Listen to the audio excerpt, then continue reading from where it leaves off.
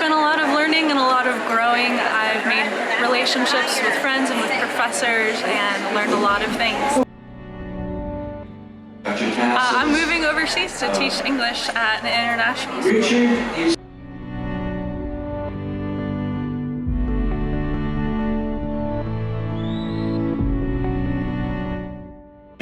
It means a lot of hard work, a lot of time put in, and just the satisfaction of my parents and family back home knowing that I'm completing the job. It's been enjoyable. I met a lot of people that helped me get to where I am today. And all I can say is thank you.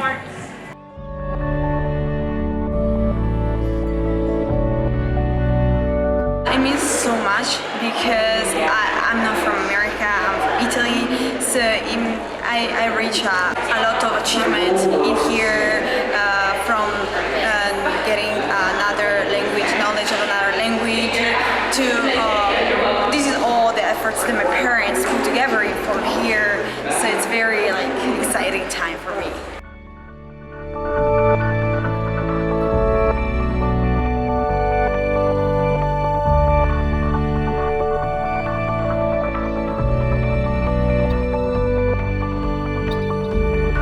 Because I sit many days, I usually came to school all during the summer as well, and Bibb Graves was a hot building during those days. And one day I was sitting in my office in Montgomery and Jack Hawkins came by. He just left the governor's office. And he announced to me that the governor had provided enough money for him to rehab the old Bibb Graves Hall.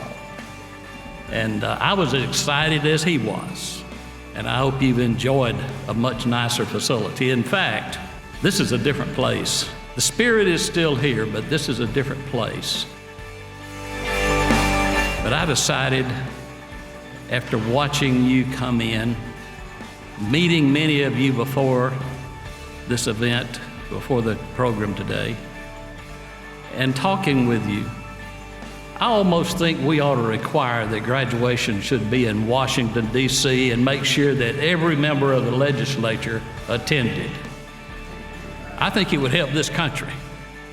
I long for the days when civility dominates.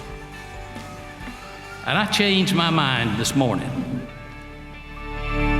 I'm not going to read my speech.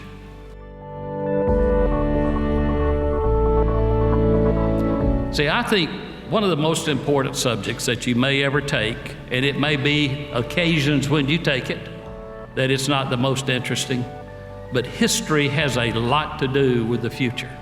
I can remember sitting in the old Bibb Graves Hall in the hot classroom and reading Thomas A. Bailey's American Pageant history book and listening to Dr. Sturt's talk. And I wondered why. But as I grew older and I grew more experienced in life, I realized that I can only help plan tomorrow if I know what happened yesterday and why it happened. So I would ask you, please, as you go forward, think about the future of others. Do everything you can do to help others. So as you go about your daily lives, I hope you will read biographies, read anything you can that talks about what has happened in the past, and it will give you some perspective of how we can move forward in the future in a positive way. Everything you do should be directed to improving and respecting yourself, your family, your community, and the larger community around you. I know that you've been taught that. I know you've had opportunities to practice leadership here. There's a big world out there that needs a lot of big help. And I welcome you into that fold. I want you to take every advantage of it that you possibly can.